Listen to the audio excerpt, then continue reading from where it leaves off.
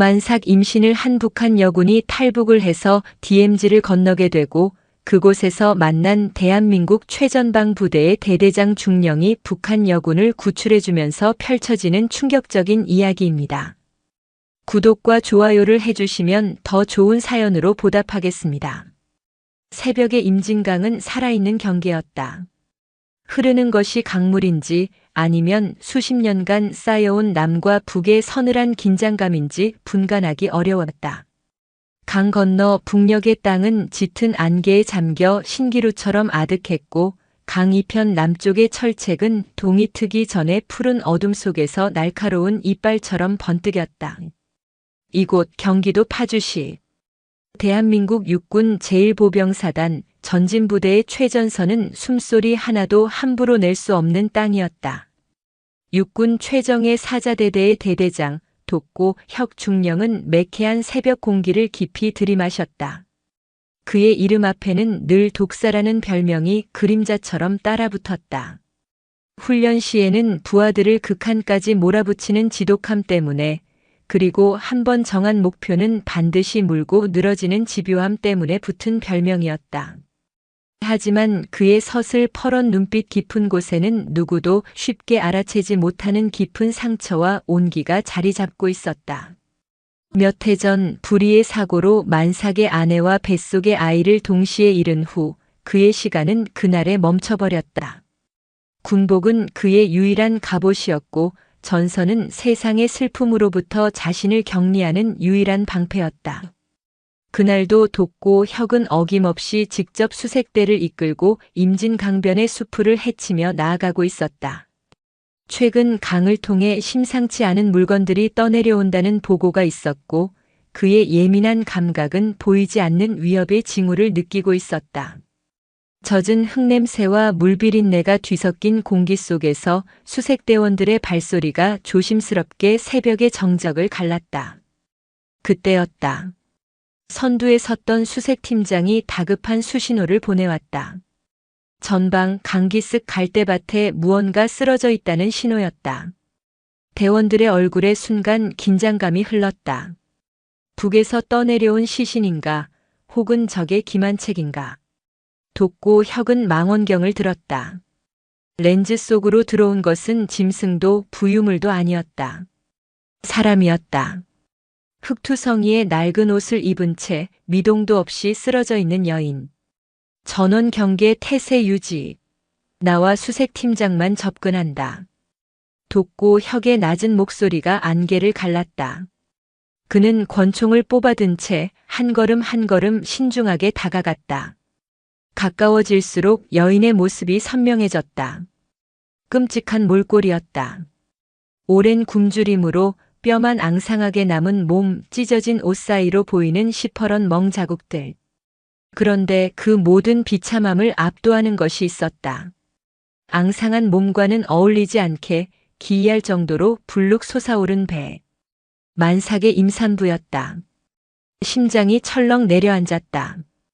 독고 혁의 머릿속이 하얗게 비는 듯 했다. 그가 쓰러진 여인의 코앞에 숨을 죽이고 다가섰을 때 미세하게 떨리는 그녀의 속눈썹을 발견했다. 살아있다. 바로 그 순간 여인이 희미하게 신음하며 천천히 눈을 떴다. 공포와 경계심으로 가득 찬 그러나 너무나도 맑고 깊은 눈동자였다. 마치 간 내린 서리처럼 시리도록 투명한 눈. 여인은 자신을 내려다보는 군인들의 모습에 경기를 일으키듯 몸을 떨며 본능적으로 자신의 배를 감싸 안았다. 누구냐? 어디서 왔지? 독고 혁의 목소리가 자신도 모르게 잠겨 나왔다. 여인은 대답 대신 갈라진 입술을 힘겹게 달싹이며 한 단어를 뱉어냈다. 살려주세요. 그것은 목소리가 아니었다. 한 생명이 꺼져가며 내뱉는 마지막 숨결 같은 것이었다. 여인은 그 말을 끝으로 다시 의식을 잃었다. 수색대원들이 웅성거렸다. 작전과장이 다가와 낮은 목소리로 말했다. 대대장님, 절차상 즉시 상부에 보고하고 방첩대에 인계해야 합니다. 섣불리 손댔다가는. 하지만 독고 혁은 아무것도 들리지 않았다. 그의 눈에는 오직 축축한 강변에 쓰러진 만삭의 여인과 그녀가 필사적으로 감싸 안고 있는 부푼 배만 보였다. 잊으려 애썼던 과거의 잔상이 검은 파도처럼 덮쳐왔다. 차가운 병원 복도, 아내의 싸늘한 손, 그리고 끝내 울음소리를 듣지 못했던 자신의 아이. 눈앞의 여인이 마치 시간을 거슬러 온 아내의 환영처럼 느껴졌다. 의무병. 돋고 혁이 버럭 소리쳤다. 그의 외침에 모두가 움찔했다. 당장 응급처치 실시해. 체온이 떨어지고 있다. 담요 가져와. 들것도. 하지만 대대장님 규정상. 규정? 지금 내 눈앞에서 사람이, 아니 3명의 목숨이 죽어가고 있다. 군인이 사람 목숨 구하는데 무슨 놈의 규정이 먼저야. 모든 책임은 내가 진다. 당장 움직여. 독사의 포효에 더 이상 누구도 이의를 제기하지 못했다. 대원들은 일사불란하게 움직였다.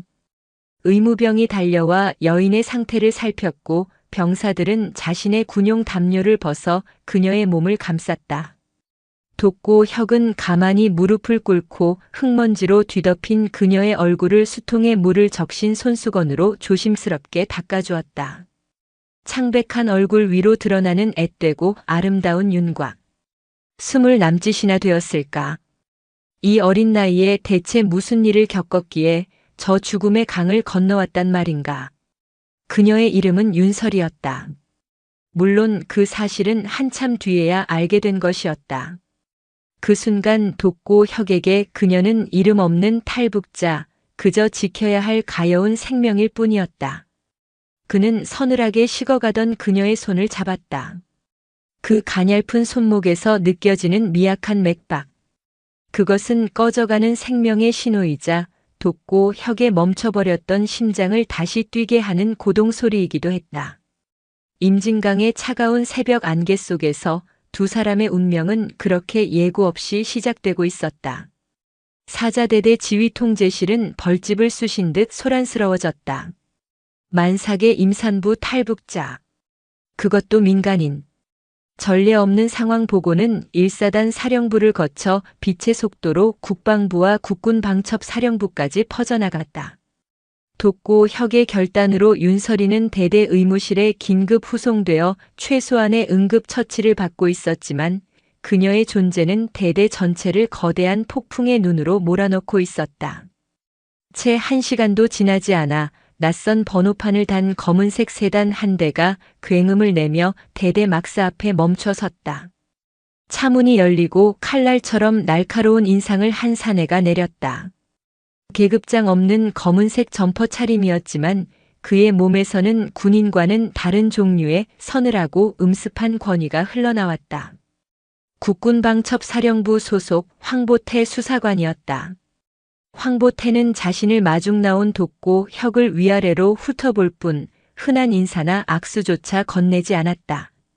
그의 눈빛은 당신 같은 야전 군바리들과는 격이 다르다는 오만함으로 가득 차 있었다.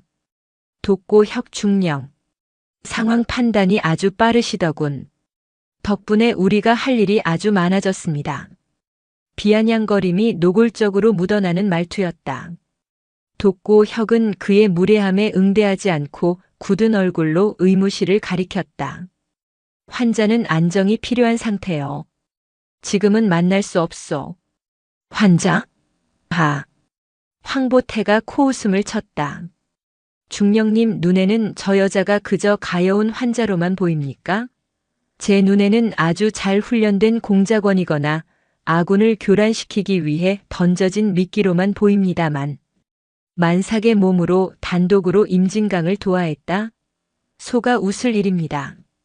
분명 조력자가 있거나 사전에 계획된 위장 탈북입니다. 내 눈으로 직접 확인했소. 영양실조의 탈수, 저체온증까지. 연기라고 하기엔 너무나 처절한 상태였소. 당신들 책상 위 서류에 적힌 활자보다 내 눈앞에서 죽어가는 사람의 숨소리가 더 정확한 법이요. 감상은 일기장에나 쓰시지요, 중령님. 지금부터 저 여자의 신병은 우리가 인수합니다. 수사에 협조해 주시죠. 황보태는 돕고 혁을 밀치듯 지나쳐 의무실 문을 열어젖혔다. 막 링거를 맞으며 잠시 안정을 찾았던 윤설이는 낯선 남자의 험악한 등장에 공포에 질려 몸을 움츠렸다. 일어나. 이름, 나이, 소속. 그리고 넘어온 목적을 상세히 말해봐. 황보태는 곤히 잠든 환자를 깨우는 것에 대한 일말의 거리낌도 없었다. 그는 의무병의 만류에도 아랑곳하지 않고 윤설이가 누운 침대 옆에 의자를 끌어다 놓고 본격적인 신문을 시작했다. 어떻게 강을 건넜지? 누가 도와줬나? 내 임무가 뭐야? 뱃속의 아이는 위장을 위한 도구인가?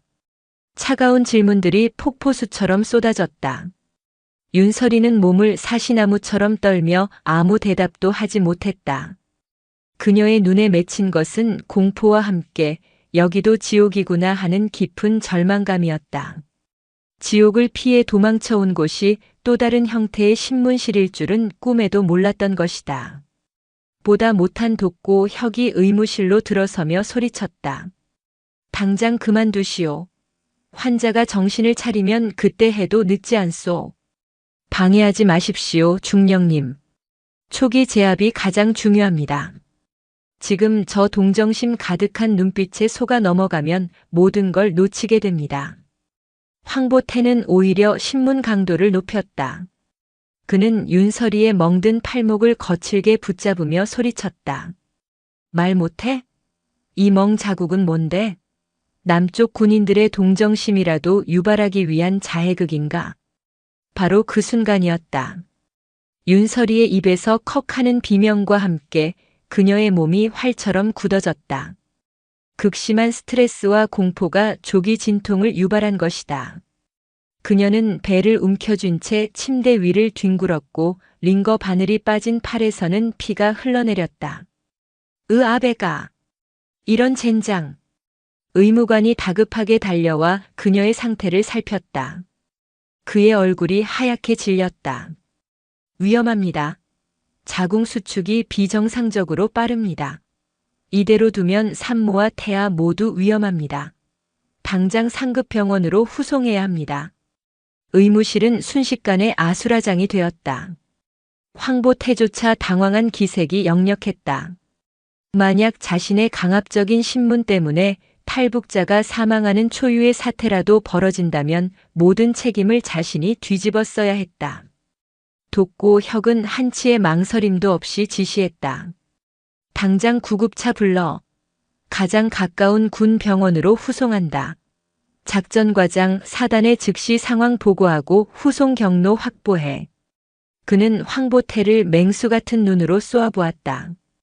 이게 당신이 말한 초기 제압의 결과요.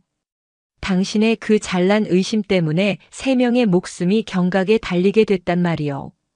만약 저 산모와 아이들에게 무슨 일이라도 생기면 내 군복을 벗는 한이 있더라도 당신을 가만두지 않겠소. 서슬 펄언 돋고 혁의 기세에 황보태는 아무 말도 하지 못했다. 구급차가 요란한 사이렌을 울리며 도착했고 윤설이는 고통 속에 신음하며 들것에 실려나갔다. 그녀가 실려나가기 직전 의식을 잃어가는 와중에도 그녀의 눈은 자신을 위해 싸워준 단 한 사람 돕고 혁을 향해 있었다. 그 눈빛 속에는 희미한 감사와 함께 마지막 남은 한 줄기 희망을 붙잡으려는 처절함이 담겨 있었다. 돕고 혁은 굳게 담은 입술로 그녀를 향해 작게 고개를 끄덕여 주었다. 걱정 마라, 내가 지킨다는 무언의 약속이었다. 의심의 그림자는 잠시 물러났지만 그는 알고 있었다. 이것은 시작에 불과하다는 것을. 진짜 전쟁은 이제부터였다. 사이렌이 밤의 장막을 찢으며 울부짖었다. 구급차는 전방의 비포장도로를 미친 듯이 질주했다. 흔들리는 차 안, 돕고 혁은 고통으로 의식을 잃어가는 윤설이의 손을 꼭 잡고 있었다. 그녀의 손은 얼음장처럼 차가웠다. 군의관이 다급하게 응급처치를 하며 소리쳤다. 혈압이 계속 떨어집니다. 쇼크 상태입니다. 돕고 혁은 자신의 무력함에 주먹을 깨물었다. 그가 할 수 있는 것은 그저 그녀의 손을 잡고 희미하게나마 자신의 체온을 나누어 주는 것뿐이었다. 그는 그녀의 헬쑥한 얼굴과 고통에 잠긴 표정을 보며 다시금 과거의 악몽을 떠올렸다. 아내를 실었던 구급차도 이렇게 흔들렸었다. 자신도 이렇게 아내의 손을 잡고 있었다. 하지만 결국 아내를 지키지 못했다. 이번에도 똑같은 비극을 반복하게 될까봐 그는 견딜 수 없이 두려웠다. 얼마나 달렸을까? 구급차는 경기도 고양시에 위치한 국군 일산병원 응급실 앞에 멈춰 섰다. 미리 연락을 받고 대기하고 있던 의료진이 달려 나와 윤설이를 급히 분만실로 옮겼다. 돕고 혁은 수술실 앞 복도를 지키고 선 채 붉게 전멸하는 수술 중이라는 글자만 멍하니 바라보았다. 그때 그의 등 뒤에서 차가운 목소리가 들려왔다. 꼴이 말이 아니시군요, 중령님. 황보태였다. 그는 어느새 이곳까지 쫓아와 있었다. 그의 얼굴에는 일말의 죄책감도 찾아볼 수 없었다. 오히려 내 말이 맞지 않았느냐는 듯한 조소가 어려 있었다. 저 여자는 지금 우리에게 아주 중요한 정보를 줄 수 있는 자산입니다. 만약 저 여자가 죽기라도 한다면 그건 중령님의 섣부른 감상주의가 부른 국가적 손실입니다. 돕고 혁은 천천히 몸을 돌렸다. 그의 눈은 분노로 이글거리고 있었다. 그는 황보태의 멱살을 움켜쥐고 벽으로 거칠게 밀어붙였다. 자산? 손실? 내 놈 눈에는 저 안에서 사투를 벌이는 생명이 그저 주판알로 계산되는 물건으로만 보이나? 내 놈 같은 비정한 인간들이 이 나라를 지킨다고 생각하니 역겨워서 토악질이 나온다. 이거 놓으시죠. 군인 폭행입니다. 폭행? 사람 목숨 가지고 장난치는 놈을 사람 취급해줄 필요는 없지. 두 남자의 대립이 극에 달한 순간 수술실 문이 열리고 산부인과 군의관이 지친 얼굴로 나왔다. 일단 고비는 넘겼습니다. 하지만 안심할 단계는 아닙니다. 산모의 몸이 너무 쇠약해서 출산까지 버텨낼 수 있을지 장담할 수 없습니다. 게다가 쌍둥이입니다. 아이들도 너무 작아서 지금 당장 세상에 나오면 생존을 장담하기 어렵습니다. 최대한 산모 뱃속에서 버티게 하는 수밖에 없습니다. 절대적인 안정이 필요합니다. 외부 충격은 금물입니다. 쌍둥이라는 말에 돕고 혁과 황보태는 동시에 말을 잃었다. 황보태의 얼굴에 처음으로 당혹감이 스쳤다. 쌍둥이를 임신한 만삭의 여인이 단독으로 강을 건넜다는 것은 그의 상식으로는 도저히 계산이 서지 않는 일이었다. 그녀의 이야기에 신빙성이 더해지는 순간이었다. 돕고 혁은 군의관에게 고개를 숙여 감사를 표하고 다시 황보태를 돌아보았다. 들었소? 절대 안정. 당신 같은 사람이 근처에 얼씬거리는 것만으로도 저 산모에겐 치명적인 위협이 될 수 있단 말이오. 당장 여기서 사라지시오. 상부에는 내가 직접 보고하겠소. 황보태는 분한 듯 입술을 깨물었지만 쌍둥이라는 변수 앞에서 더 이상 강압적으로 나설 명분을 잃었다. 그는 지켜보겠습니다라는 말을 남기고 어둠 속으로 사라졌다. 그날 이후 돕고 혁은 자신의 대대를 부대대장에게 맡긴 채 병원에 머물렀다. 그는 윤설이가 입원한 일인 병실 앞을 스스로 지켰다. 그의 존재는 방첩대의 접근을 막는 가장 확실한 방패였다. 그는 자신의 직속 상관인 연대장에게 모든 상황을 솔직하게 보고했고 뜻밖에도 연대장은 그의 행동을 묵인해 주었다. 군인이 사람 살리는 걸 누가 뭐라 하겠나. 책임질 일 생기면 내가 같이 져주지. 노련한 지휘관은 돕고 혁의 눈에서 단순한 동정심이 아닌 깊은 부성애와 책임감을 읽었던 것이다. 며칠이 지나 윤설이는 겨우 의식을 회복했다. 눈을 뜬 그녀가 가장 먼저 본 것은 병실 창가에 서서 자신을 지켜보고 있는 돕고 혁의 듬직한 뒷모습이었다. 그녀는 자신을 위해 모든 것을 걸고 싸워준 이 남자가 누구인지, 왜 자신에게 이렇게까지 해주는지 알 수 없었다. 왜 저를? 그녀의 작은 목소리에 돋고 혁이 돌아보았다. 그는 따뜻한 미움을 담은 그릇을 들고 그녀에게 다가왔다. 일단 좀 먹어라. 너 혼자 몸이 아니잖나. 둘이나 더 먹여 살리려면 어미가 튼튼해야지. 그의 투박하지만 따뜻한 말에 윤설이의 눈시울이 붉어졌다. 북에서는 단 한 번도 느껴보지 못했던 진심 어린 걱정이었다. 그녀는 그가 떠주는 미움을 말없이 받아먹었다. 음식이 목구멍을 넘어갈 때마다 차갑게 얼어붙었던 그녀의 마음도 조금씩 녹아내리는 듯 했다. 돋고 혁은 그녀를 신문하지 않았다. 그저 묵묵히 그녀의 곁을 지키며 그녀가 필요로 하는 것들을 챙겨주었다. 따뜻한 옷, 읽을 만한 책, 그리고 바깥 세상 소식을 들을 수 있는 작은 라디오. 그는 매일 밤 병실 앞 간이 침대에서 쪽잠을 자며 그녀의 곁을 지켰다. 그의 보이지 않는 손길 속에서 윤설이는 기적처럼 안정을 되찾아갔다. 그녀는 처음으로 돋고 혁에게 자신의 이야기를 조금씩 털어놓았다. 꽃제비로 떠돌던 어린 시절, 강제 노력 동원으로 끌려가 겪었던 끔찍한 학대와 폭력. 그리고 뱃속 아이들의 아버지가 누구인지도 모른 채 오직 아이들을 살리기 위해 죽음을 각오하고 강을 건넜던 그날 밤의 이야기까지. 그녀의 이야기를 듣는 동안 돋고 혁은 아무 말도 하지 않았다. 그는 그저 자신의 멈춰버렸던 시간이 다시 흐르기 시작했음을 느꼈다. 그리고 깨달았다. 자신이 지키고 있는 것은 단순히 한 명의 탈북 여성이 아니었다. 그것은 과거에 지키지 못했던 자신의 아내와 아이에 대한 속죄이자 새로운 삶의 의미를 찾아가는 자기 자신과의 싸움이었다. 그는 그녀의 이름도 나이도 묻지 않았다. 그저 그녀를 조카라고 부르기 시작했다. 피 한 방울 섞이지 않았지만 그는 이미 그녀와 뱃속의 두 아이를 자신의 가족으로 받아들이고 있었다.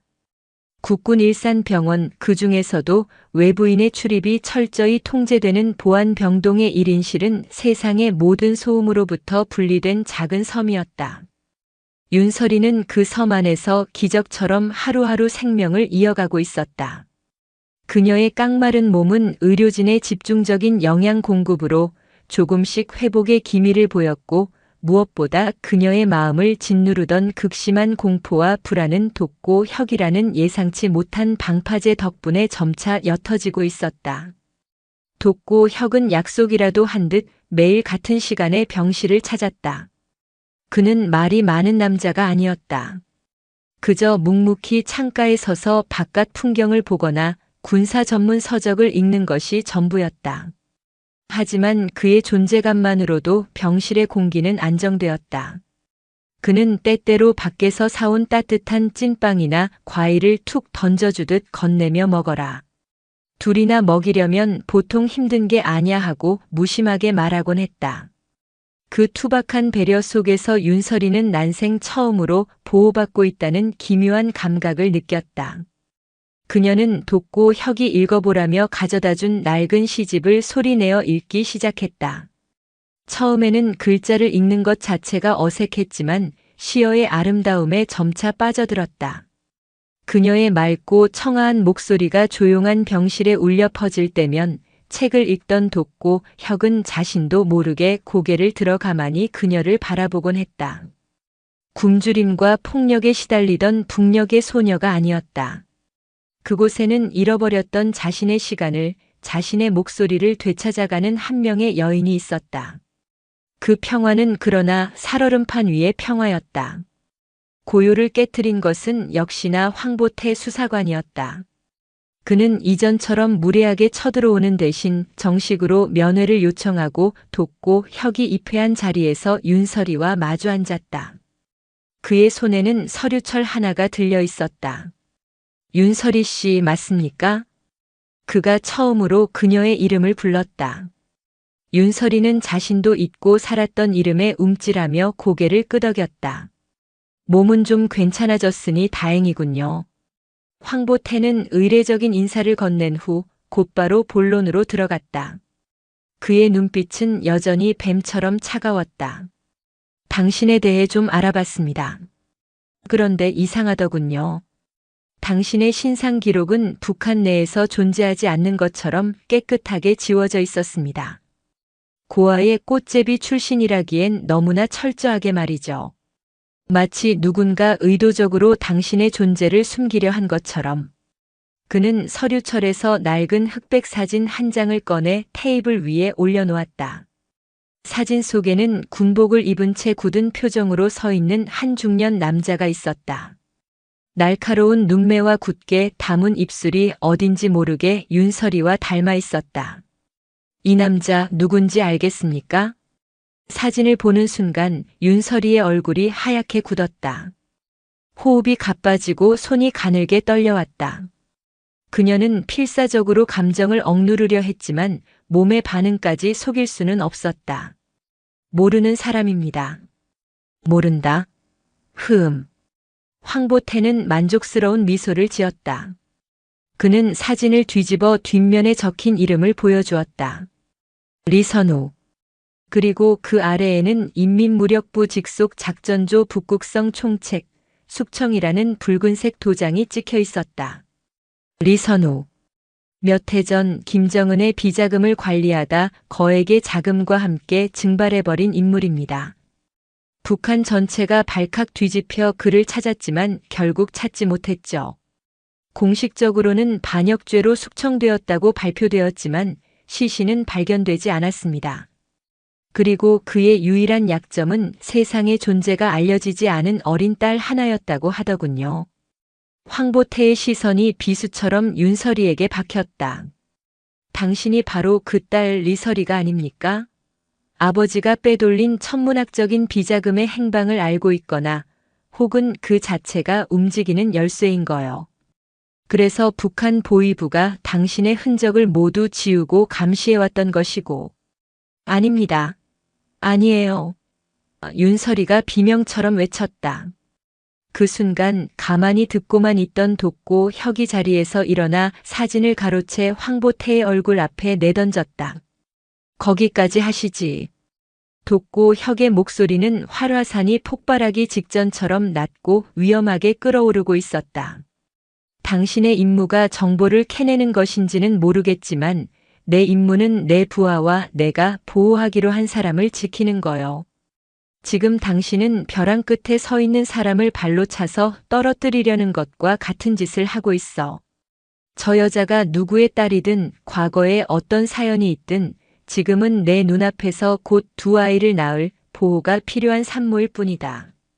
당신의 그 더러운 의심으로 이 신성한 공간을 더럽히지 말고 당장 나가시오. 중령님, 이건 국가 안보가 걸린 문제입니다. 만약 저 여자의 말이 사실이라면 북한 보위부뿐만 아니라 아버지의 돈을 노리는 다른 세력들까지 그녀를 쫓고 있을 겁니다. 이 병원 전체가 위험에 빠질 수 있단 말입니다. 그 위험을 막는 것 또한 내 임무다. 돋고 혁은 한치도 물러서지 않았다. 내 눈에 흙이 들어가기 전까지 누구도 이 아이를 함부로 건드리지 못해.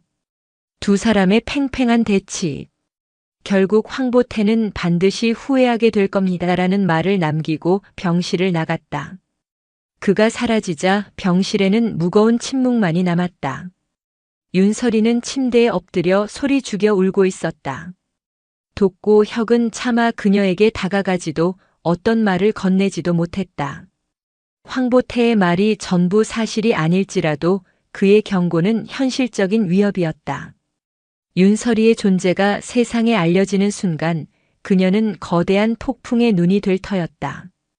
그날 밤 윤설이는 악몽을 꾸었다. 아버지의 마지막 모습, 무슨 일이 있어도 살아남아라고 속삭이던 목소리, 그리고 자신을 짐승처럼 대하던 감시원들의 얼굴이 뒤섞여 그녀를 괴롭혔다. 식은땀을 흘리며 잠에서 깬 그녀는 창밖을 보았다. 복도 간이 침대에서 새우잠을 자고 있는 돋고 혁의 모습이 보였다. 자신 때문에 저 사람이 위험에 빠지고 있었다. 자신은 축복이 아니라 재앙 덩어리였다.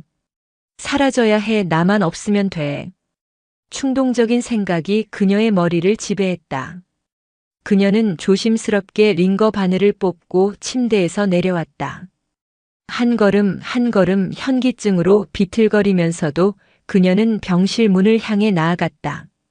이 지옥 같은 운명을 끝낼 수 있는 곳, 바로 병원 옥상이었다.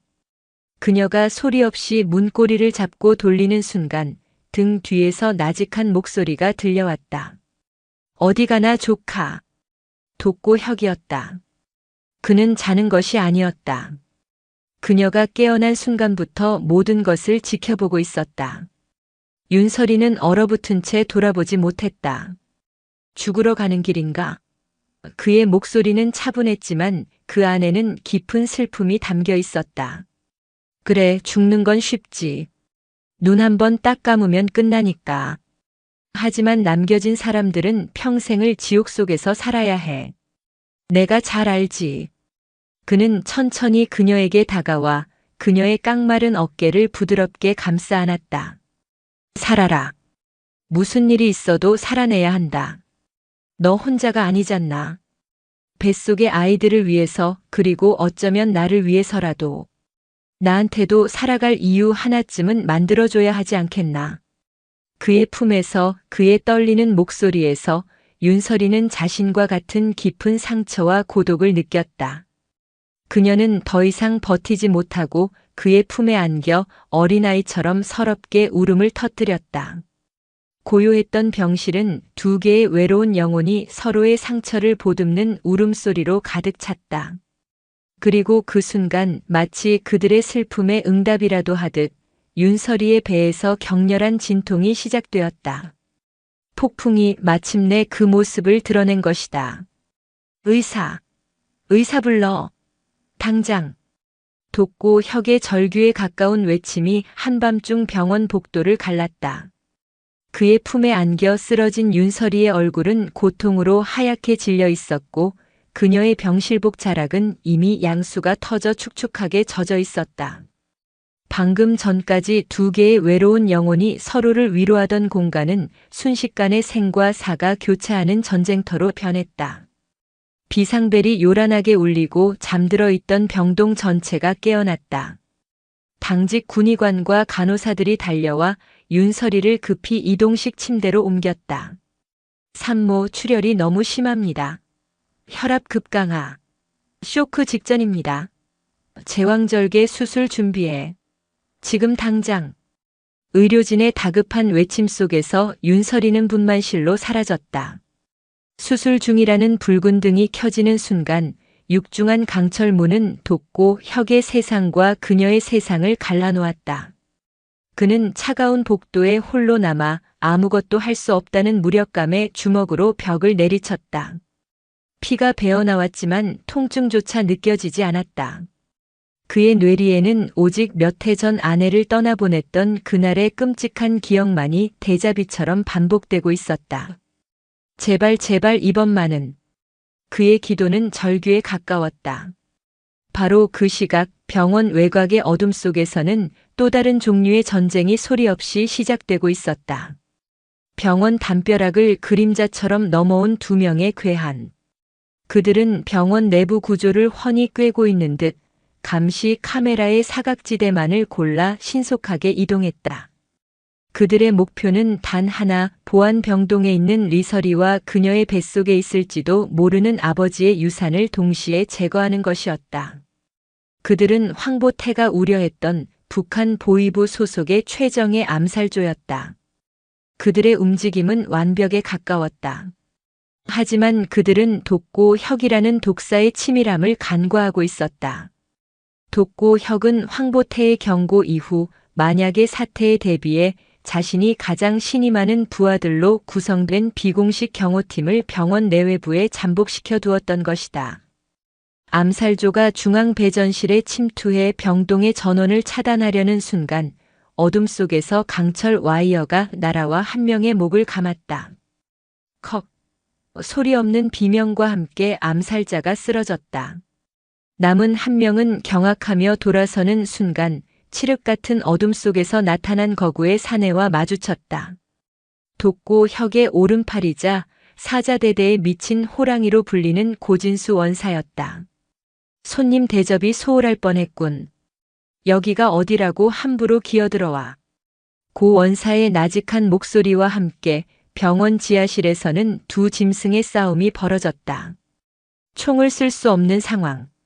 오직 단련된 육체와 날카로운 단검만이 오가는 원초적인 사투였다. 한편 분만실 안에서도 보이지 않는 전쟁이 한창이었다. 산모 심박동이 너무 약합니다. 과다 출혈로 의식을 잃어가고 있습니다. 수혈팩 더 가져와. 아이들부터 꺼낸다. 첫째 나온다. 잠시 후 희미하지만 우렁찬 아기 울음소리가 터져 나왔다. 아들이었다. 하지만 기쁨도 잠시 산모의 상태는 더욱 악화되고 있었다. 안 돼. 이대로 가면 산모를 잃는다. 둘째 서둘러. 의료진의 얼굴에 절망감이 드리워졌다. 아들과 산모 둘 중 하나를 선택해야 할지도 모르는 최악의 상황이었다. 복도에서 이 모든 과정을 듣고 있던 돋고 혁은 귀를 막고 싶었다. 그는 차라리 이 모든 것이 악몽이기를 바랐다. 바로 그때 그의 어깨에 누군가 손을 얹었다. 황보태였다. 그는 어느새 돌아와 돋고 혁의 곁에 서 있었다. 그의 얼굴에서는 평소의 냉소적인 표정이 사라져 있었다. 당신 말이 맞았소. 황보태가 낮은 목소리로 말했다. 놈들이 정말로 왔소. 지금 당신 부하들이 아래층에서 괴물 같은 놈들하고 싸우고 있소. 저 여자는 정말로 목숨을 걸고 이쪽으로 온 거였어. 그의 고백은 사과처럼 들렸다. 하지만 돋고 혁은 그에게 시선을 줄 여유조차 없었다. 그의 모든 신경은 닫힌 수술실 문에 쏠려 있었다. 하나만 제발 하나만이라도. 그가 무너져 내리듯 중얼거리는 순간이었다. 기적처럼 분만실 안에서 또 하나의 울음소리가 터져 나왔다. 첫째보다 조금 더 가늘지만 자신의 존재를 알리려는 듯 힘찬 울음소리였다. 딸이었다. 두 개의 작은 심장이 마침내 세상 밖으로 나온 것이다. 그리고 그와 거의 동시에 지하실에서 싸우던 고진수 원사가 피투성이가 된 채 무전기에 대고 보고했다. 상황 종료 쥐새끼 2마리 처리했습니다. 생명의 탄생과 죽음의 끝이 기묘하게 교차했다. 얼마 후 수술실 문이 열리고 군의관이 땀으로 범벅이 된 얼굴로 나왔다. 그는 마스크를 벗으며 힘겹게 웃었다. 기적입니다. 산모 출혈이 심했지만 의지를 놓지 않았습니다. 아이들 울음소리를 듣고는 다시 눈을 떴습니다. 3명 모두 무사합니다. 돋고 혁은 다리에 힘이 풀려 그 자리에 주저앉았다. 그의 어깨가 가늘게 떨리고 있었다. 황보태는 말없이 그의 어깨를 두드려주고는 조용히 자리를 떠났다. 잠시 후 돋고 혁은 방진복을 입고 신생아실로 들어섰다.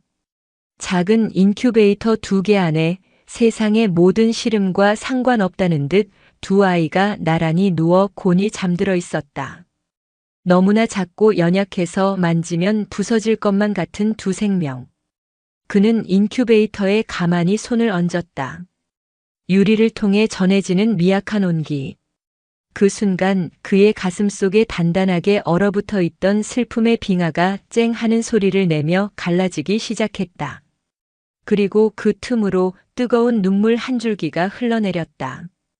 아내와 아이를 잃은 후 단 한 번도 흘리지 않았던 참회와 감사와 환희가 뒤섞인 눈물이었다.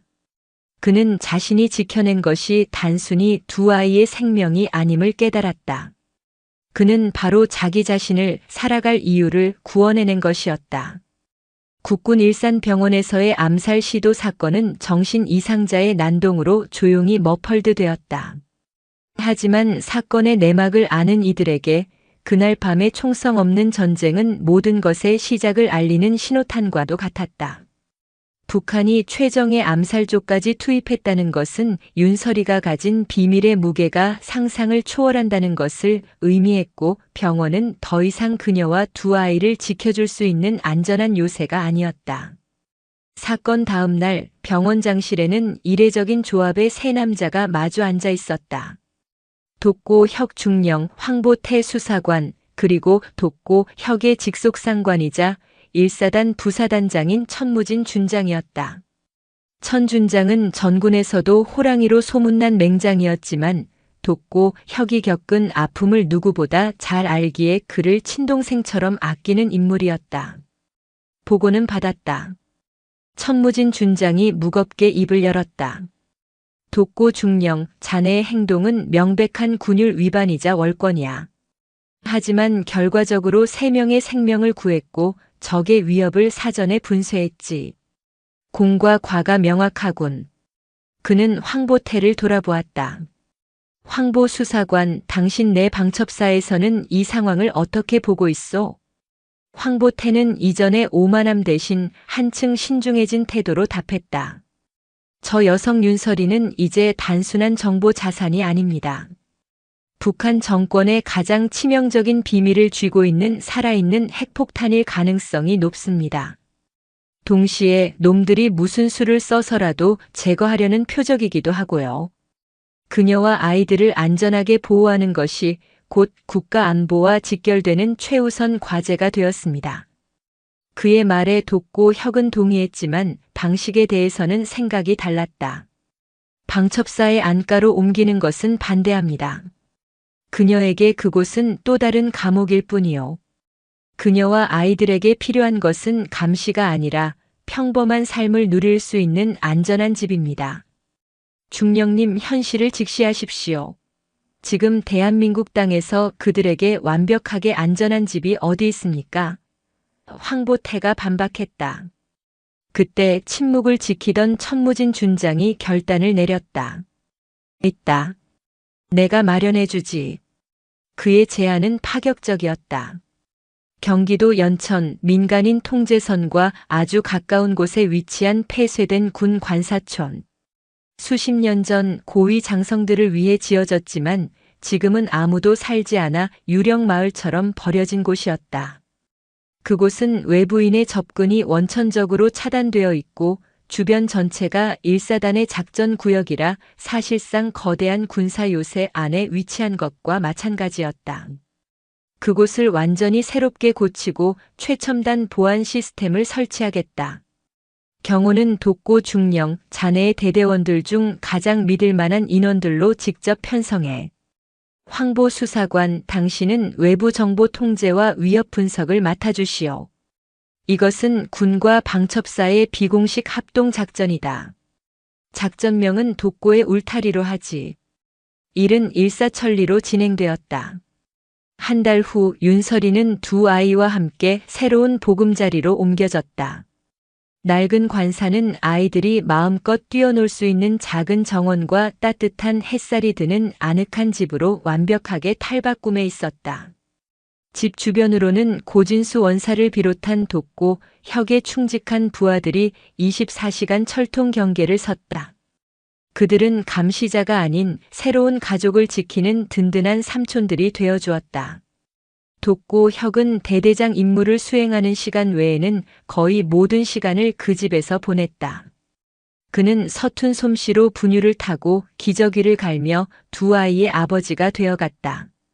독사라 불리던 최정예 대대장이 쌍둥이의 울음소리 한 번에 쩔쩔매는 모습은 부하들 사이에서 새로운 전설이 되었다. 윤설이는 그 안에서 비로소 평화를 찾았다. 그녀는 더 이상 악몽을 꾸지 않았다.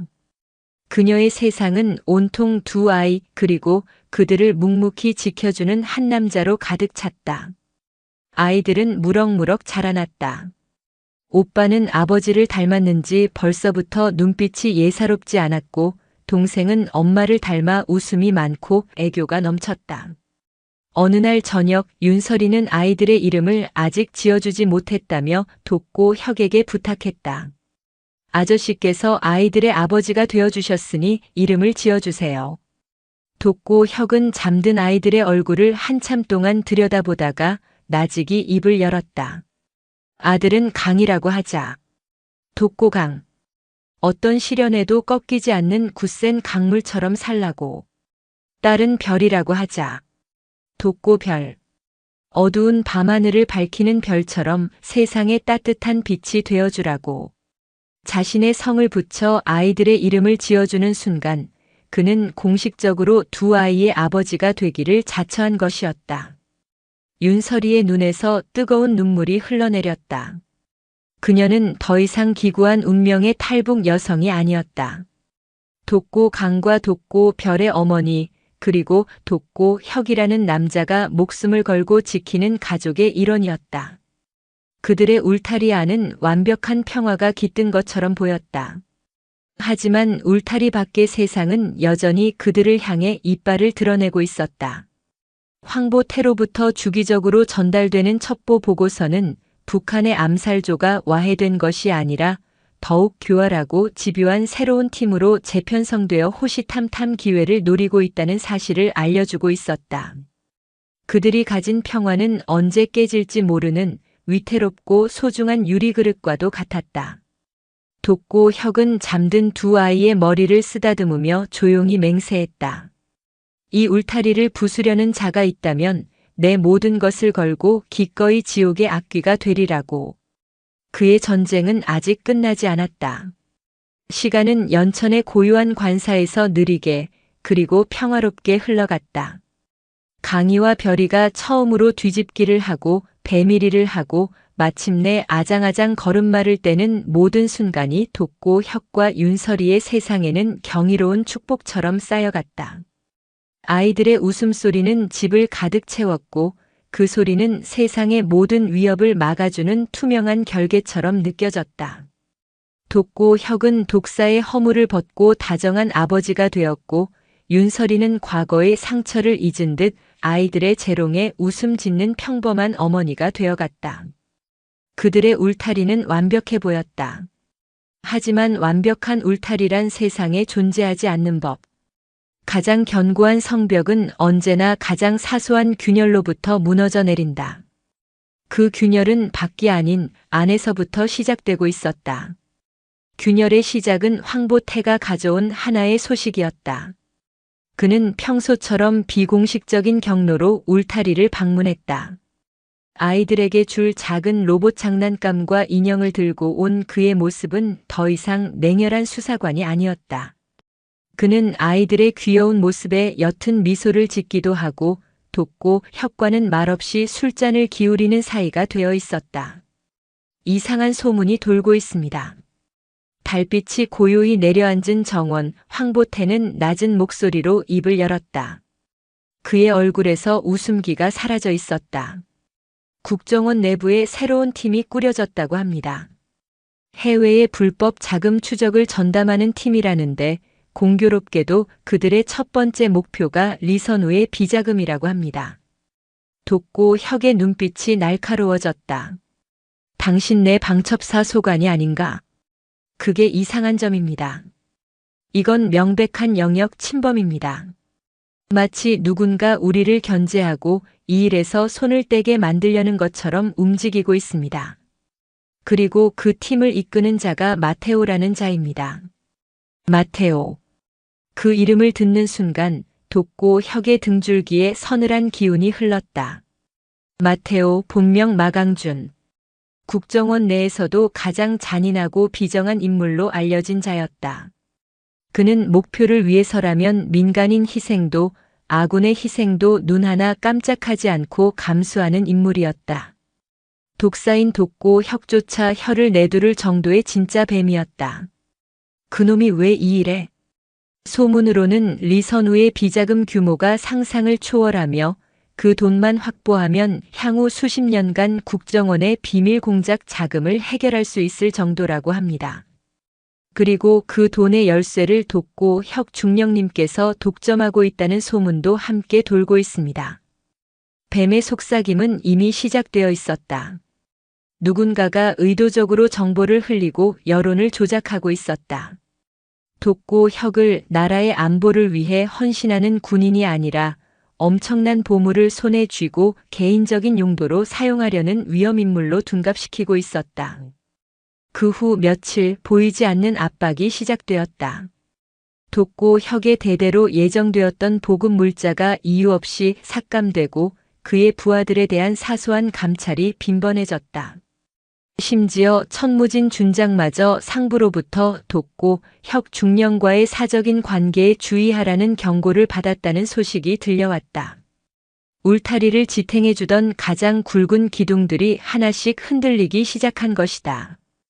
위협은 외부에서도 동시에 다가왔다. 재편성된 북한의 공작팀은 이전처럼 무식하게 달려드는 대신 더욱 교활하고 집요하게 울타리 주변을 파고들었다. 관사 주변의 산에서 정체불명의 등산객이 목격되거나 민통선 인근 마을의 낯선 외지인들이 이사와 터를 잡기 시작했다. 그들은 울타리를 향해 서서히 그리고 질기게 포위망을 좁혀오고 있었다. 윤설이는 그 변화를 본능적으로 감지했다. 돋고 혁의 얼굴에 드리워진 깊은 수심, 부하들의 눈에 서린 날카로운 경계심. 평화로운 일상 아래 거대한 폭풍이 몰려오고 있음을 그녀는 느낄 수 있었다. 그녀는 불안감에 밤잠을 설치기 시작했다. 결정적인 사건은 어느 늦은 밤에 터졌다. 그날 밤 울타리 주변에 짙은 안개가 깔렸다. 한치 앞도 분간하기 어려운 안개 속에서 경계를 서던 고진수 원사는 무언가 잘못되었음을 직감했다. 최첨단 열감지 카메라와 음향 센서가 일제히 먹통이 된 것이다. 단순한 기기 고장이 아니었다. 누군가 의도적으로 전파 방해를 일으키고 있었다. 전원 비상, 적 침투. 고 원사의 외침과 동시에 안개를 뚫고 검은 그림자들이 소리 없이 담벼락을 넘어왔다. 그들의 움직임은 이전의 암살조와는 차원이 달랐다. 그들은 경호원들의 위치와 사각지대를 정확히 꿰뚫고 있었고 소음기가 달린 총에서 발사된 총알은 정확하게 경호원들의 급소를 노렸다. 크악! 몇몇 부하들이 비명 한 번 제대로 지르지 못하고 쓰러졌다. 돋고 혁은 집안에서 총성을 듣고 즉시 상황을 파악했다. 그는 잠든 아이들을 안고 있는 윤설이에게 소리쳤다. 설이야. 아이들 데리고 지하 비밀 통로로 가. 어서. 집 지하에는 천무진 준장이 만약을 위해 만들어둔 비상 탈출로가 있었다. 그는 윤설이와 아이들을 피신시킨 후 자신은 K2 소총을 들고 문 밖으로 나섰다. 고 원사. 상황은 젠장 당했습니다. 놈들 우리 내부 정보를 손에 쥔 것처럼 움직입니다. 수가 너무 많습니다. 돋고 혁의 눈에 들어온 적들은 북한 공작원 복장이 아니었다. 그들은 최첨단 야간 투시경과 방탄복으로 무장한 남한의 최정예 특수부대원들과 같은 모습이었다. 바로 그때 그의 머릿속에 황보태의 경고가 스쳐 지나갔다. 마테오. 놈들은 윤설이를 죽이러 온 것이 아니었다. 그들의 목표는 돋고 혁과 그의 부하들을 제압하고 윤설이와 아이들을 확보하는 것이었다. 리선우의 비자금을 손에 넣기 위한 국정원의 비공식 작전.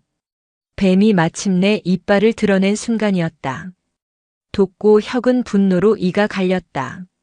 조국을 위해 평생을 바쳤는데 이제 그 조국의 칼날이 자신의 심장을 겨누고 있었다. 하지만 분노할 시간조차 없었다. 사방에서 날아드는 총알을 피해 엄폐물 뒤에 몸을 숨겼다. 그의 정예 부하들이었지만 기습을 당한 데다 적의 규모가 압도적이라 속수무책으로 당하고 있었다. 중령님, 어서 피하십시오. 고진수 원사가 달려와 그의 앞을 막아서며 소리쳤다. 그의 팔과 옆구리에서는 피가 흘러내리고 있었다. 내가 어디로 가나? 내 부하들이 죽어가는데. 중령님마저 쓰러지시면 안에 계신 분들은 누가 지킵니까? 이건 명령입니다. 제가 시간을 벌겠습니다. 어서 가십시오. 고 원사는 돋고 혁을 비상 탈출구 쪽으로 거칠게 밀치고는 수류탄 2발을 안전핀에서 뽑아들고 포효하며 적진으로 달려들었다. 이 개새끼들아. 지옥 구경시켜주마. 고 원사. 안 돼. 돋고 혁의 절규를 뒤로하고 밤의 장막을 찢는 거대한 섬광과 굉음이 두 차례 울려 퍼졌다. 고진수 원사의 마지막 불꽃이었다. 돋고 혁은 피눈물을 삼키며 지하 통로로 몸을 던졌다. 등 뒤에서는 부하들의 처절한 비명과 총성이 이어졌다. 그가 평생을 바쳐 쌓아 올린 돋고의 울타리가 가장 믿었던 아군의 손에 의해 무참히 부서져 내리고 있었다. 어둡고 축축한 지하 통로. 강희와 별이의 겁에 질린 숨소리와 윤설이의 흐느낌만이 돋고 혁의 귓가를 어지럽혔다. 등 뒤에서 들려오던 총성은 이제 희미해졌지만 그 침묵이 오히려 그의 심장을 더욱 날카롭게 찔렀다. 고진수 원사의 마지막 모습, 쓰러져 가던 부하들의 얼굴이 눈앞에서 떠나지 않았다. 분노와 슬픔 그리고 배신감에 온몸의 피가 역류하는 듯 했다. 하지만 그는 주저앉을 수 없었다. 그는 이제 두 아이와 한 여인의 생존이 걸린 유일한 희망이었다. 비상 탈출로는 관사에서 약 2km 떨어진 민통선 인근에 위장된 농가 창고로 이어져 있었다. 천무진 준장이 최악의 상황을 대비해 마련해둔 마지막 피난처였다. 낡은 창고 문을 밀고 밖으로 나왔을 때 그들을 맞이한 것은 차갑게 식은 새벽 공기와 멀리서 들려오는 군용 헬기의 프로펠러 소리뿐이었다. 마테오의 팀이 현장을 장악하고 정리하고 있는 것이 분명했다. 아빠 무서워. 강희가 돋고 혁의 전투복 자락을 붙잡으며 울먹였다. 아빠라는 말. 아이가 처음으로 자신을 아빠라고 부른 순간이었지만 돋고 혁은 웃어줄 수 없었다.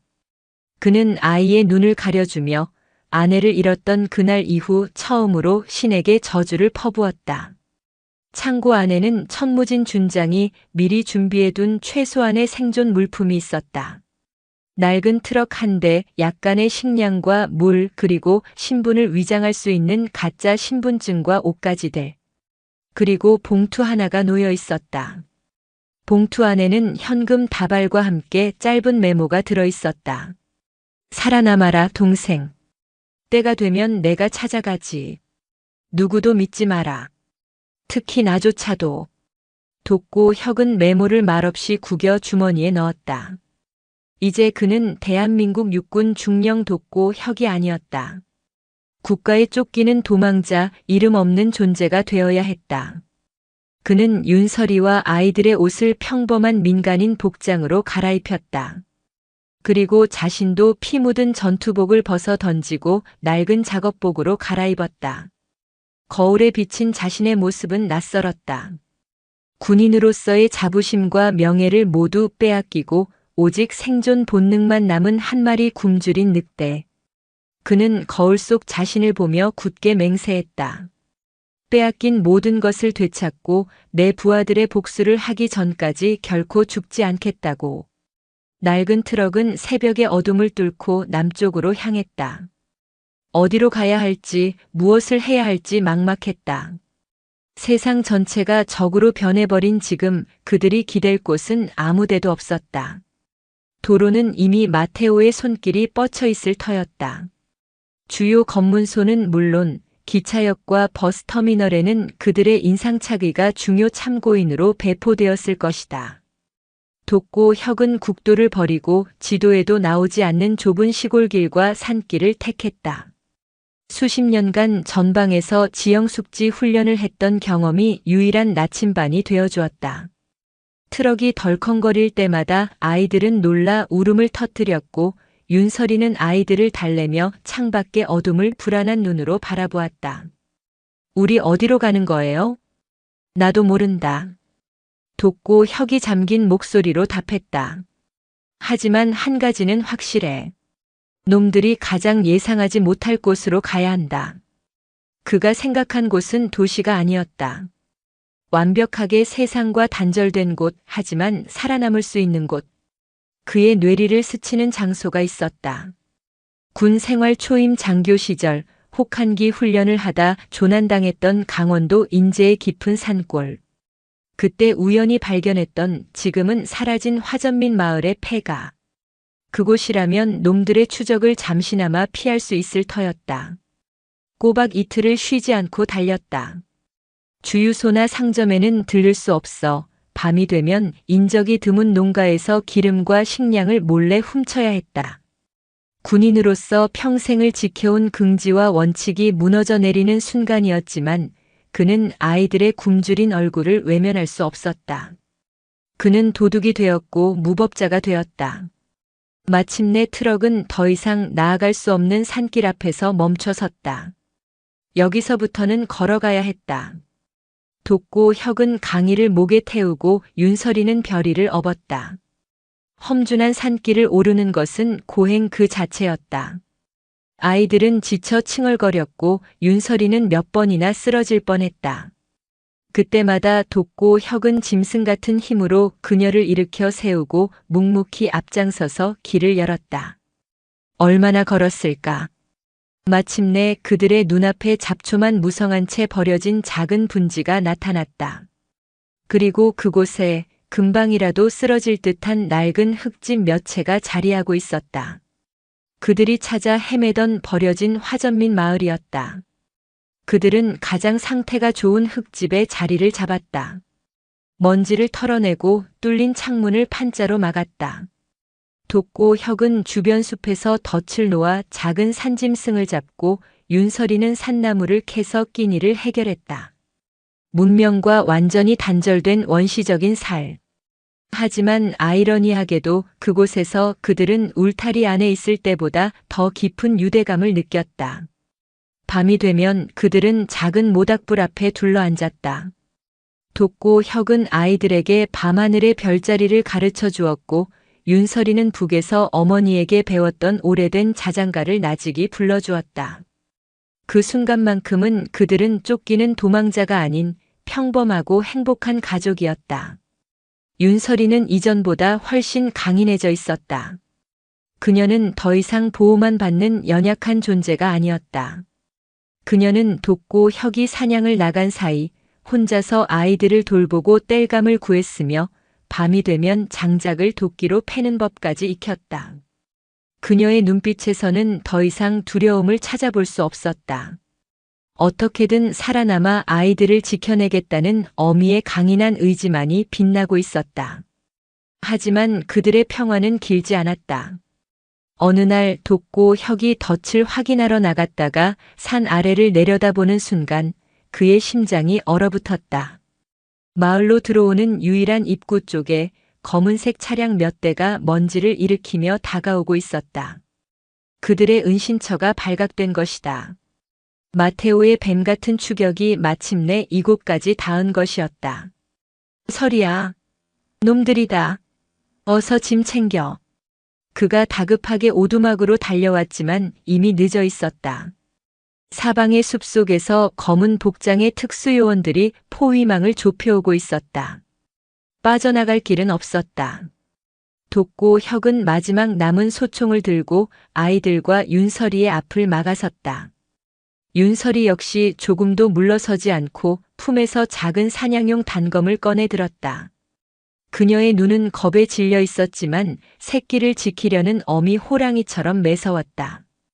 포위망이 완성되고 숲속에서 한 사내가 천천히 걸어 나왔다. 마테오였다. 그는 박수를 치며 비열한 미소를 지었다. 대단하군, 돕고 혁. 거의 완벽하게 숨었다고 생각했는데. 하지만 잊었나? 뱀은 땅 위가 아니라 땅 속의 냄새를 맡는다는 걸. 내가 훔친 기름, 내가 남긴 아주 미세한 흔적들. 내 개들이 그걸 놓칠 리가 없지. 그는 윤설이를 보며 탐욕스러운 눈빛을 보냈다. 리설이. 이제 그만 아비가 남긴 유산을 내놓으시지. 그럼 이 아이들은 살려줄 수도 있는데 말이야. 돕고 혁은 소총을 마테오에게 겨누었다.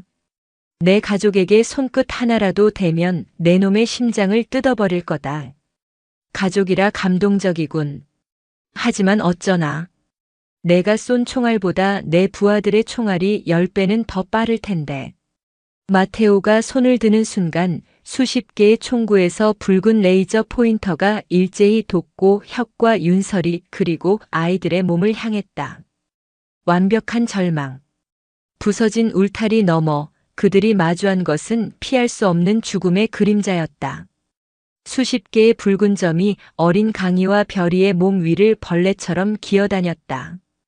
그 붉은 빛은 단순한 조준점이 아니었다. 그것은 마테오라는 악마가 휘두르는 거부할 수 없는 죽음의 예고장이었다. 돋고 혁은 필사적으로 머리를 굴렸다. 이 상황을 타개할 방법은 없었다.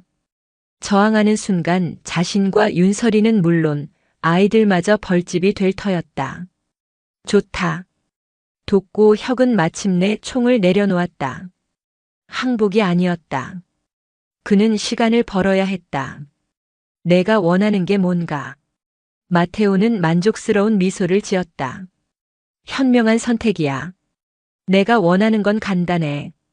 리선우가 숨긴 비자금의 행방. 그 열쇠가 저 여자의 기억 속에 있겠지. 그걸 알려주면 우리를 살려주겠다고 약속할 수 있나? 물론. 난 비정한 사람이 아니야. 돈만 손에 넣으면 당신들 같은 좀도둑 가족에게는 더 이상 관심 없어. 마테오의 말은 명백한 거짓말이었다. 그의 눈은 진실을 말하고 있었다. 그는 정보를 얻는 순간 이 모든 일의 유일한 증인인 돋고 혁과 윤설이를 반드시 제거할 터였다. 아이들조차 무사하지 못할 것이다.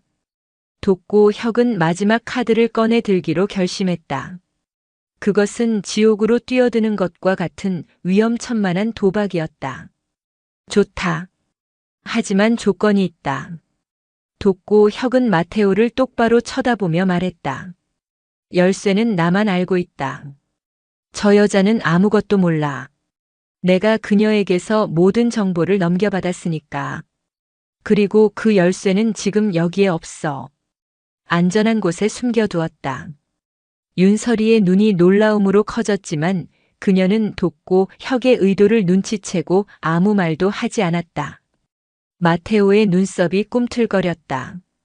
날 믿고 아이들과 저 여자를 먼저 안전한 곳으로 보내라. 그러면 내가 당신을 열쇠가 있는 곳으로 안내하지. 만약 내 가족의 몸에서 머리카락 하나라도 사라진다면 열쇠는 영원히 땅속에 묻힐 거다. 지금 나랑 협상을 하자는 건가? 내 목숨은 내 손에 달려있는데? 내 목숨은 중요하지 않아. 하지만 내가 원하는 수조원의 돈은 내 머릿속에 달려있지. 돋고 혁은 비릿하게 웃었다.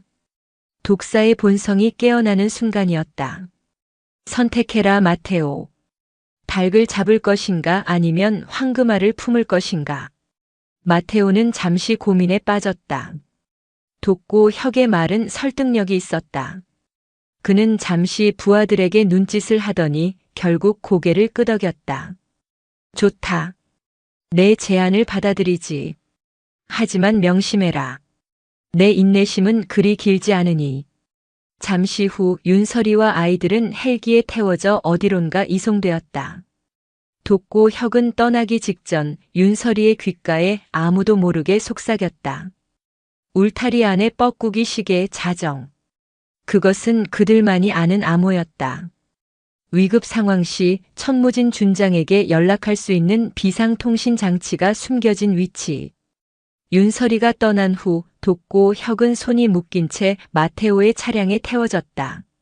마테오는 그의 옆에 앉아 차가운 목소리로 물었다. 자, 이제 말해보시지. 그 대단한 열쇠는 어디에 있나? 돋고 혁은 창밖을 보며 말했다. 서울로 가자. 모든 것은 시작된 곳에 있으니까. 그 시각 안전가옥으로 이송된 윤설이는 감시원들의 눈을 피해 화장실로 들어갔다. 그녀는 떨리는 손으로 암호에 따라 비상통신 장치를 찾아냈다. 지금 통신을 하는 것은 목숨을 거는 일이었다. 하지만 그녀는 망설이지 않았다. 그녀는 더 이상 돋고 혁의 등 뒤에 숨는 연약한 여인이 아니었다. 이제는 자신이 그를 구할 차례였다. 그녀는 천무진 준장과 황보태 수사관에게 현재 상황과 돋고 혁의 계획을 알리는 암호화된 메시지를 전송했다. 한편 서울로 향하는 차 안에서 돋고 혁은 마테오와 위험한 심리전을 벌이고 있었다. 리선우는 아주 영리한 자였어. 그는 누구도 믿지 않았지. 그래서 자신의 비자금을 3개의 조각으로 나누어 서로 다른 곳에 숨겨두었네.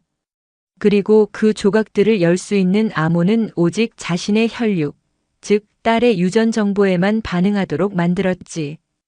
유전 정보. 그래. 목소리, 홍채, 지문 그중 하나만으로는 절대 열 수 없어. 3가지 모두가 일치해야만 해. 그리고 그 3개의 조각이 숨겨진 장소는 바로 북한이 난파시킨 고정 간첩들의 아지트다. 돋고 혁의 말에 마테오의 눈이 탐욕으로 번뜩였다. 비자금과 함께 난파 간첩 조직까지 일망타진할 수 있는 절호의 기회였다. 그래서 그 첫 번째 장소가 어딘데? 돋고 혁은 시익 웃으며 창밖에 이정표를 가리켰다. 인천항. 그곳에 모든 것의 시작이 있다. 돋고 혁의 계획은 악마와 악마를 싸우게 만드는 것이었다. 그는 마테오에게 넘겨줄 첫 번째 조각의 위치로 현재 대한민국에 잠입해 활동 중인 북한의 새로운 암살조의 비밀 아지트 주소를 알려준 것이었다. 그리고 동시에 황보태를 통해 북한 암살조에게는 마테오가 리선우의 비자금을 독차지하기 위해 당신들을 제거하려 하니 선수를 치라는 역정보를 흘렸다. 이제 판은 짜였다. 2마리의 굶주린 뱀이 서로를 향해 독리를 드러내고 있었다. 그리고 그 한가운데에 돋고 혁 자신이 미끼로 서 있었다. 밤이 깊은 인천항의 폐창고. 마테오와 그의 팀은 중무장한 채 창고를 포위했다. 돋고 혁은 손이 묶인 채 그들의 뒤에 서 있었다. 여기가 확실한가? 내 기억이 맞다면. 마테오가 돌입 신호를 보내려는 순간 창고 안에서 먼저 총알이 날아왔다. 매복을 하고 있던 북한 암살조의 기습 공격이었다. 젠장. 저놈들이 어떻게 알고. 마테오가 소리치며 엄폐물 뒤로 몸을 숨겼다. 순식간에 인천항 부두는 2개의 비밀 조직이 맞붙는 거대한 전쟁터로 변했다. 양측 모두 자신들이 함정에 빠졌다는 사실을 모른 채 오직 눈앞의 적을 제거하기 위해 수류탄과 기관총을 난사했다. 그 아비규환의 한복판에서 돋고 혁은 자신을 감시하던 요원을 순식간에 제압하고 그의 권총을 빼앗았다. 그는 어느 편에도 서지 않았다. 그는 오직 자신의 복수를 위해 그리고 가족에게 돌아가기 위해 방아쇠를 당겼다. 그는 마테오의 부하들을 쏘았고 동시에 북한 공작원들을 향해서도 총을 쏘았다. 크악! 사방에서 비명이 터져 나왔다. 엎치락 뒤치락 하던 싸움의 균형은 제3의 세력이 등장하며 완전히 기울었다. 부두의 어둠을 뚫고 수십 대의 차량이 헤드라이트를 밝히며 달려왔다. 천무진 준장이 이끄는 1사단 헌병 특임대와 황보태의 방첩사 요원들이었다. 모두 무기 버리고 투항하라. 너희들은 완전히 포위됐다. 천무진 준장의 위험 있는 목소리가 확성기를 통해 울려 퍼졌다. 마테오와 살아남은 북한 공작원들은 도간에 든 쥐가 되었다. 그들은 자신들이 처음부터 거대한 연극의 배우였다는 사실을 깨닫고 절망했다. 마테오는 이가 갈리는 심정으로 마지막 발악을 했다. 그는 쓰러져 있던 돋고 혁을 인질로 잡고 그의 머리에 총구를 겨누었다. 모두 물러서. 안 그러면 이놈 머리통을 날려버릴 거야. 하지만 돋고 혁은 조금도 당황하지 않았다. 그는 피투성이가 된 얼굴로 마테오를 보며 나직이 웃었다. 늦었어, 마테오. 내 놈은 이미 내 독에 중독됐으니까. 바로 그 순간 마테오의 등 뒤에서 소리 없이 나타난 그림자가 그의 목에 단검을 꽂아 넣었다. 황보태였다. 악마를 잡기 위해 기꺼이 또 다른 악마의 방식을 택한 것이다. 마테오는 비명 한 번 지르지 못하고 쓰러졌다. 모든 것이 끝났다. 지옥 같았던 밤이 지나고 부두에는 동이 터오고 있었다. 돋고 혁은 지친 몸을 이끌고 부두 끝에 섰다. 저 멀리 자신을 기다리고 있을 가족을 생각하며 악마와의 위험한 거래는 끝났지만 그는 알고 있었다. 이것이 진정한 끝이 아님을. 하지만 그는 더 이상 혼자가 아니었다. 그에게는 지켜야 할 가족이 있었고 함께 싸울 동지들이 있었다. 그의 진짜 전쟁은 이제 막 새로운 장을 열고 있었다. 인천항의 새벽은 핏물과 화약 냄새, 그리고 차가운 바다 안개가 뒤섞여 지독한 비린내를 풍기고 있었다. 동트는 하늘 아래 펼쳐진 부두는 마치 현대판 전쟁터를 방불케 했다. 널브러진 시신들, 찌그러진 차량, 그리고 그 모든 것을 말없이 집어삼키는 검푸른 바다. 돋고 혁은 그 아비규환의 한가운데 우뚝 서 있었다. 그의 온몸은 상처투성이었지만 그의 눈은 꺼져가는 잔불처럼 이글거리고 있었다. 모든 것이 끝났고 또한 아무것도 끝나지 않았다.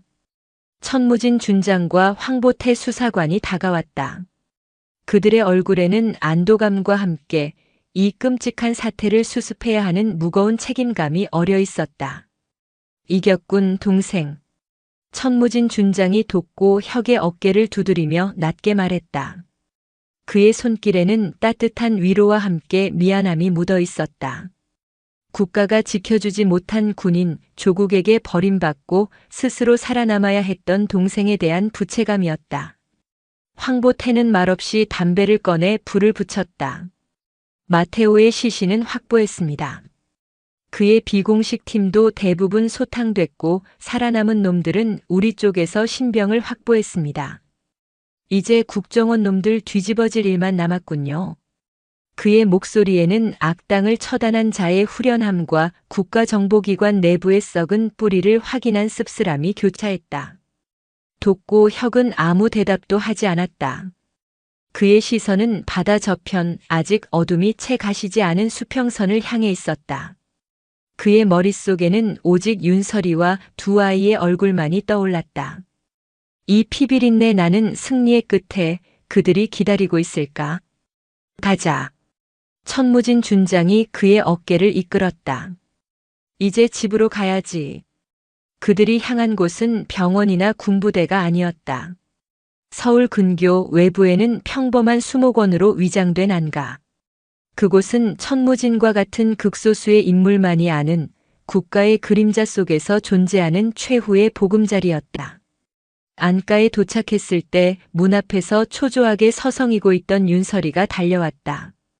그녀는 피투성이가 된 돋고 혁의 모습을 보고는 숨을 삼켰지만 이내 그의 품에 와락 안겼다. 그녀의 가녀린 어깨가 가늘게 떨리고 있었다. 눈물은 없었다. 그저 살아 돌아온 남자의 심장 소리를 확인하려는 듯 그녀는 한참 동안 그를 꼭 껴안고 놓지 않았다. 다 끝났어. 돋고 혁이 그녀의 머리를 쓰다듬으며 속삭였다. 그제야 윤설이는 참았던 울음을 터뜨렸다. 공포와 불안 그리고 안도감이 뒤섞인 뜨거운 눈물이었다. 방 안에서 잠들어 있던 강희와 별이가 엄마의 울음소리에 깨어 달려 나왔다. 아이들은 피 묻은 아빠의 모습에 놀라면서도 작은 손으로 그의 다리를 꼭 붙잡았다. 부서졌던 울타리는 그 순간 다시 세워지고 있었다. 피와 눈물 그리고 서로의 온기로 엮어진 세상 그 무엇보다 견고한 가족이라는 이름의 울타리가. 며칠 후 돋고 혁의 상처가 어느 정도 아물었을 때 안가에서는 마지막 회의가 열렸다. 돋고 혁과 윤설이 그리고 천무진과 황보태. 네 사람 앞에는 청와대 직속 감찰팀장이라는 직함을 가진 얼음처럼 차가운 인상의 중년 남자가 앉아 있었다. 그는 마테오 사건의 진상조사를 총지휘하고 있었다. 이번 사태는 국가정보기관의 통제 시스템이 완전히 붕괴했음을 보여주는 참사입니다. 감찰팀장이 무겁게 입을 열었다. 마테오와 그의 비선 조직은 모두 정리되었습니다. 국정원 내부의 대대적인 숙청 작업이 진행 중입니다. 돋고 혁 중령님의 명예는 회복될 것이며 희생된 부하들에 대해서는 최고의 예우를 갖춰 추서할 것을 약속드립니다. 그는 잠시 말을 멈추고 윤설이를 바라보았다. 그리고 리선우의 유산에 대해서 말입니다. 윤설이 아니 리서리 씨의 협조 덕분에 우리는 스위스 비밀 계좌의 존재를 공식적으로 확인했습니다. 하지만 최종적으로 그 금고를 열기 위해서는 여전히 당신의 생체 정보라는 마지막 열쇠가 필요합니다. 그는 탁자 위에 서류 봉투 몇 개를 올려놓았다. 국가는 당신들에게 선택권을 드리고자 합니다. 첫 번째 선택은 국가에 협조하여 금고를 여는 것입니다. 그 대가로 국가는 당신들 가족에게 새로운 신분과 원하는 나라에서의 완벽한 안전, 그리고 평생 쓰고도 남을 부를 제공할 것입니다. 유산의 10%만으로도 당신들은 세계적인 부호가 될 수 있습니다. 그것은 악마의 속삭임처럼 달콤한 제안이었다. 평생을 굶주림과 멸시 속에서 살아온 윤설이에게, 그리고 모든 것을 잃고 도망자가 되어야 했던 돋고 혁에게는 거부할 수 없는 유혹처럼 느껴졌다. 두 번째 선택은 무엇입니까? 돋고 혁이 물었다. 협조를 거부하는 것입니다. 물론 강제할 수는 없습니다. 하지만 그 경우 당신들은 영원히 쫓기는 삶을 살아야 할 겁니다. 북한뿐만 아니라 그 돈을 노리는 전 세계의 범죄 조직과 정보기관들의 표적이 되겠죠. 국가는 더 이상 당신들을 공식적으로 보호해 줄 수 없습니다. 감찰팀장은 자신의 용무가 끝났다는 듯 자리에서 일어섰다. 이틀의 시간을 드리겠습니다. 현명한 선택을 하시길 바랍니다. 그가 떠난 후 안가에는 무거운 침묵이 흘렀다. 천무진과 황보태조차 아무 말도 하지 못했다. 선택은 오롯이 돋고 혁과 윤설이의 몫이었다. 그날 밤 돋고 혁과 윤설이는 잠든 아이들의 곁에 나란히 앉았다. 강희와 별이는 세상 모르고 평화롭게 잠들어 있었다. 아이들의 고른 숨소리를 들으며 윤설이가 먼저 입을 열었다. 그 돈만 있으면 우리 아이들 다시는 배고프지 않게, 누구에게도 무시당하지 않게 키울 수 있겠죠? 좋은 옷 입히고 좋은 것만 먹이면서. 그녀의 목소리는 떨리고 있었다. 그녀가 평생 꿈꿔왔던 삶이 손에 잡힐 듯 가까이 있었다. 하지만 그녀의 눈에는 기쁨 대신 깊은 슬픔이 고여 있었다.